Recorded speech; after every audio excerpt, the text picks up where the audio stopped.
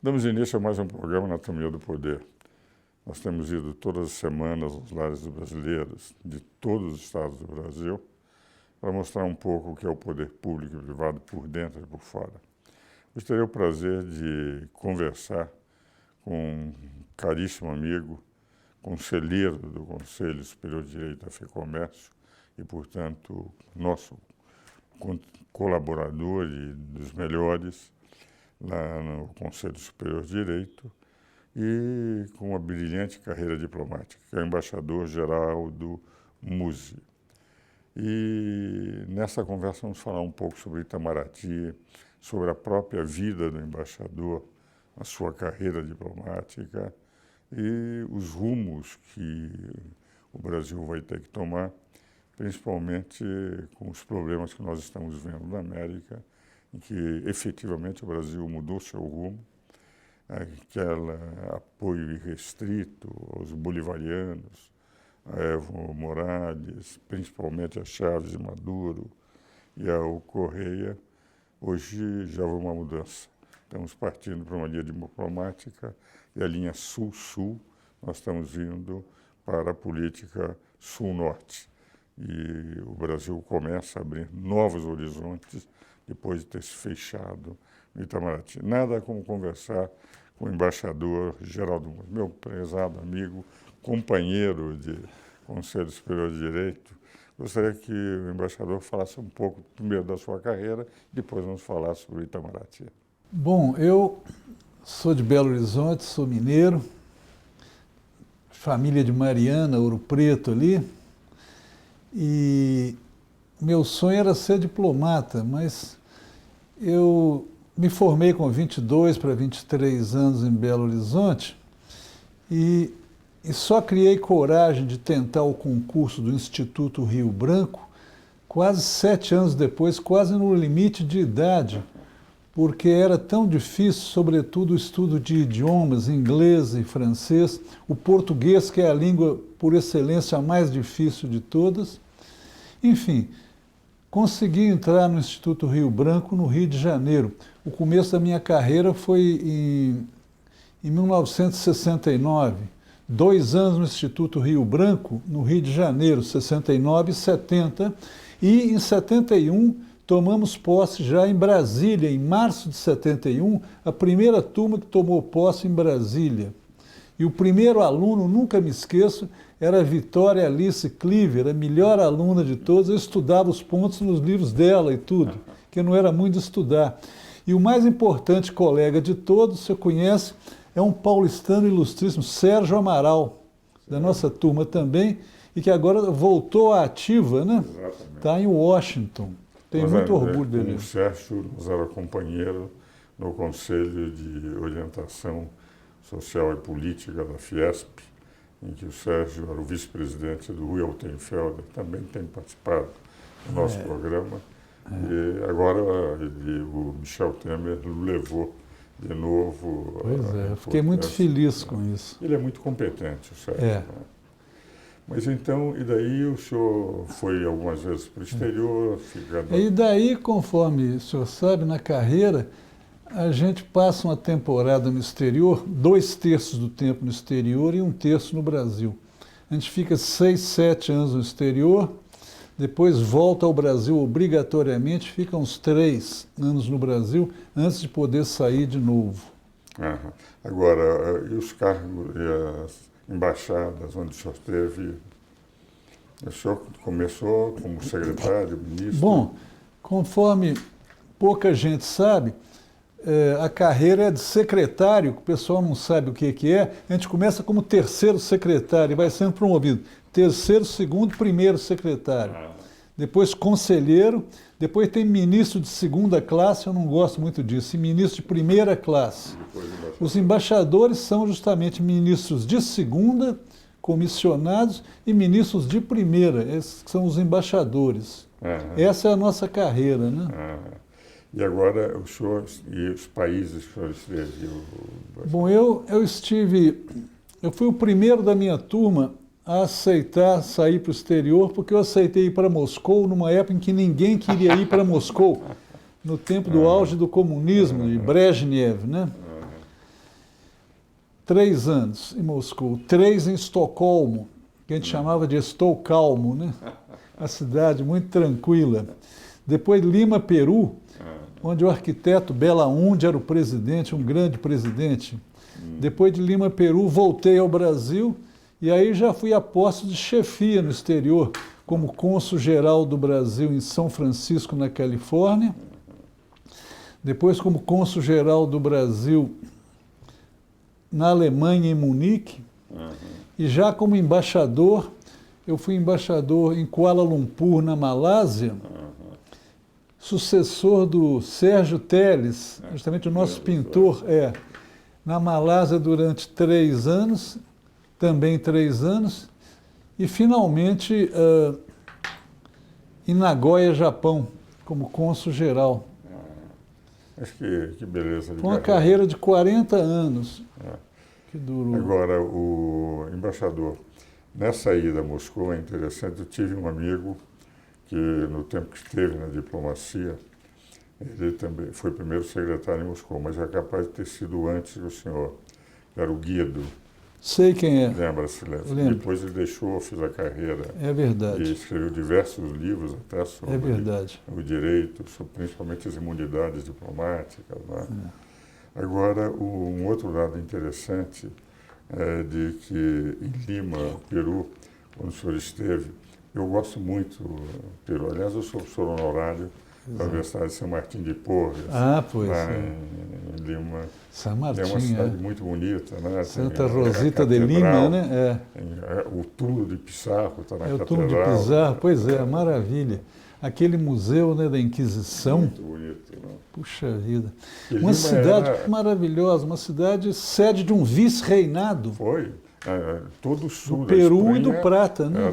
Exatamente. É uma cidade maravilhosa. Lima representava todo o reino espanhol na América. Né? Por Eu isso, tive o privilégio a mais antiga universidade da América São Marcos.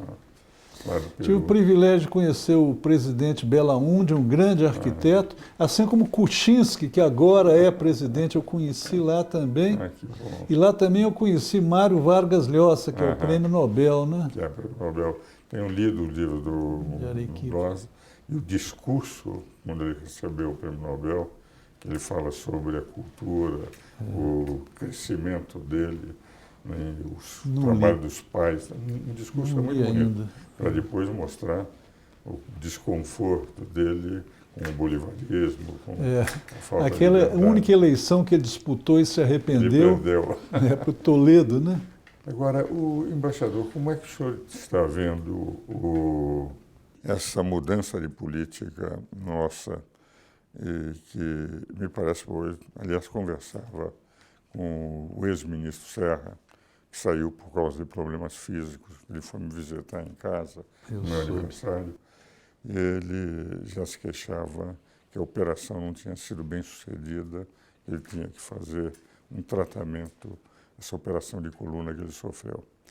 Mas o Serra deu um toque diferente, quer dizer, o Brasil começou a não aceitar esses regimes ditatoriais, em que nós apoiávamos a ditadura de Cuba, a ditadura da Venezuela, todos os regimes tendentes à ditadura tinham o apoio do governo anterior. Como é que o senhor vê essa mudança de política? O Itamaraty sempre teve autonomia, sempre foi independente em todos os governos, né? Inclusive até no próprio governo Lula, o Celso Amorim era um homem muito independente. E o Lula, justamente sabedor das limitações dele, né, culturais e tudo, ele deu poderes ao Celso Amorim e ao amigo dele, outro também, o Samuel Pinheiro Guimarães, que a minha filha é amiga da filha dele, grande amigo e tudo. E fomos independentes até que veio a presidenta, né?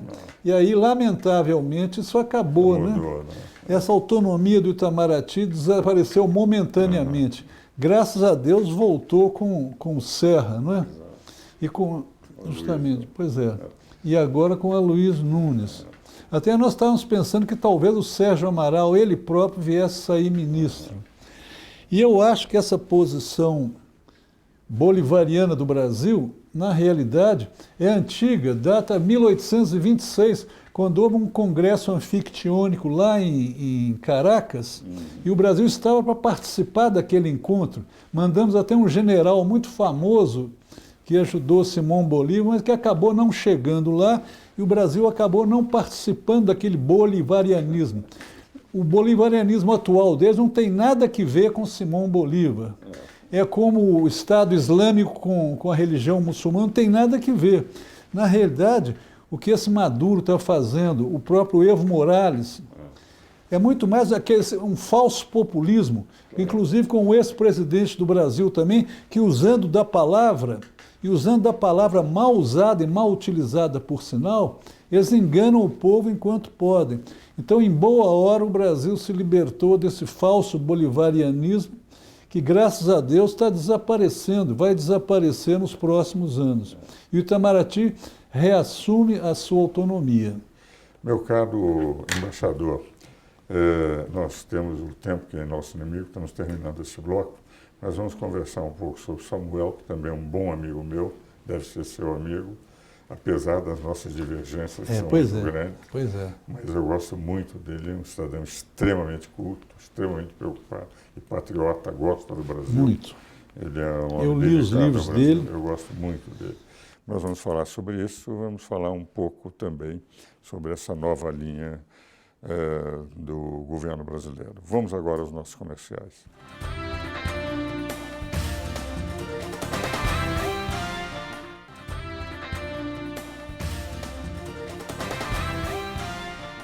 Damos continuidade ao programa Anatomia do Poder, hoje entrevistando o embaixador Geraldo Musi, nosso companheiro, nosso colaborador no Conselho Superior de Direito da FEComércio. Como eu faço em todos os programas, embaixador, eu ofereço sempre um livro.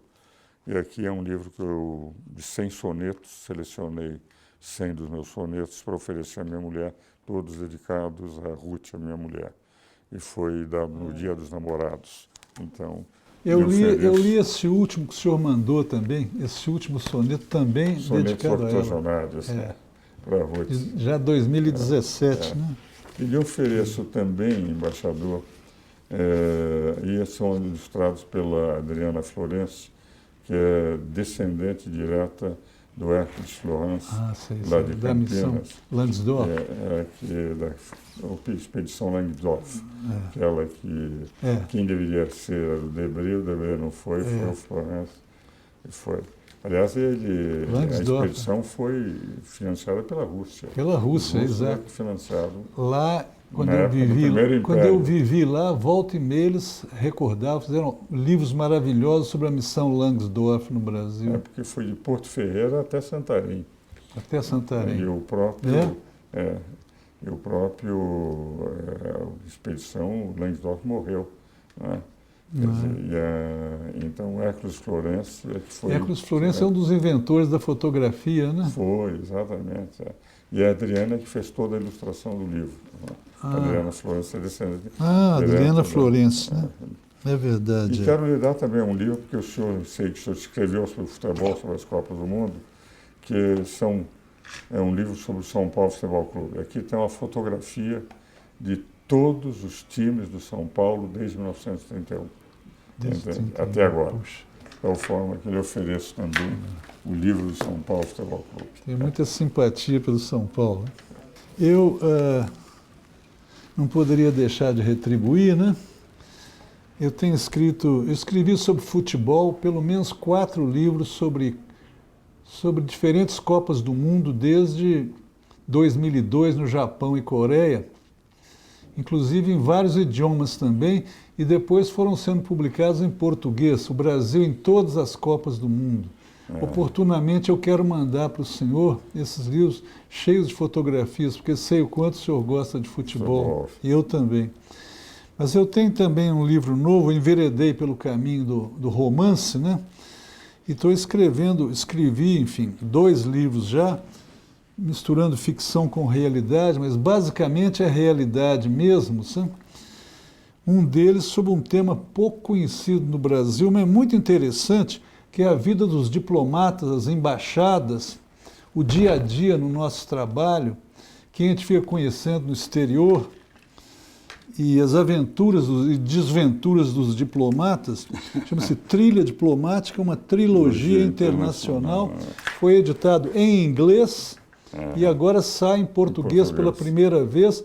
Então, esse livro, a Trilha Diplomática, deve ter tomado muito tempo do senhor para... Levou pelo menos 7 anos. 7 anos. Para contar uns 40. Agora, o embaixador, na época que o senhor esteve, ainda nós estávamos em plena Guerra Fria, em Moscou, porque foi a sua primeira missão no exterior. O que se tem de informações que os próprios americanos nem sempre controlavam gravações que eles tinham internamente, que eles controlavam todas as embaixadas através de escutas secretas, etc.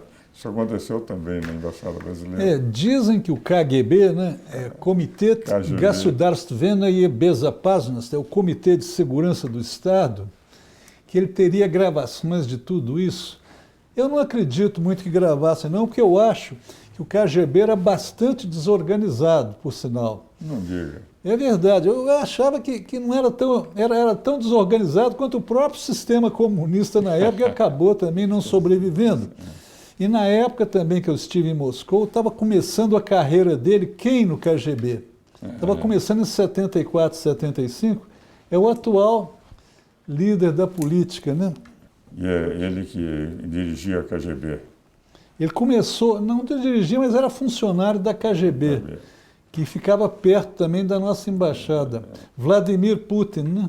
É o Putin. Que é muito apreciado, não digo adorado lá, mas é muito querido na Rússia. Na verdade, no fundo, ele gostaria de voltar a ter todo o poder da União Soviética.